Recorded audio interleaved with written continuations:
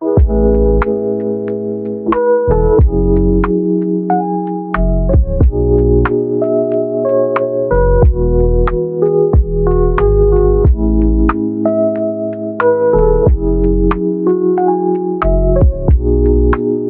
නිහඬතාවයක් කතාවක් තියෙනවා.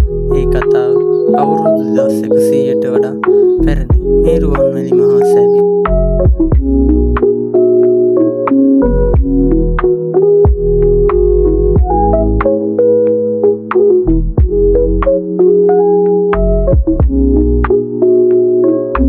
රුවන්වැලි සෑය කියන්නේ රුවන් එහෙම නැත්නම් මැණික් සහ වේර යන වචන එකතු වෙලා හැදුණා. ක්‍රිස්තු පූර්ව 140 දී දුටුගැමුණු රජතුමා එළාරව පරද්දලා ලංකාව මෙක්සේසත් කළාට පස්සේ බුදුන්ගේ ධාතුන් වහන්සේලා තැන්පත් කරන්න හදපු මේ මහා සෑය තමයි මේ.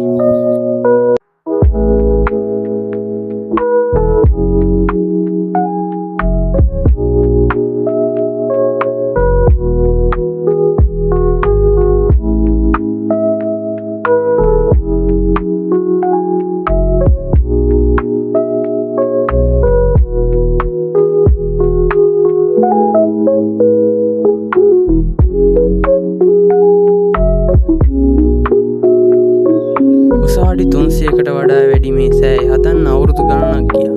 වැඩ කරන මිනිසුන්ගේ හඬ හැතැක්ම 10ක් ඈතට ඇහුණා කියලා මහා වංශයේ සඳහන් වෙනවා. අවසනාවකට දුටුගැමුණු රජතුමා ජීවත් වුණේ නැහැ. ඒක ඉවර කළේ ඔවුන්ගේ මරණවන් වන සද්ධාතිස්ස රජතුමා.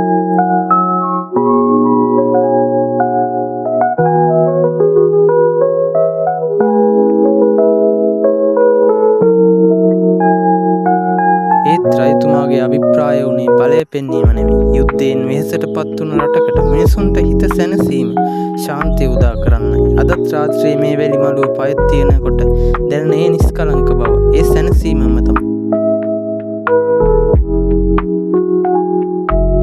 ගල් කැටයක් වැලි කැටයක් ගානේ ඉතිහාසයක් තියෙන මේ බිම යුග ගණනක නිහඬ සාක්ෂිය අපේ උරුමයේ හදවත.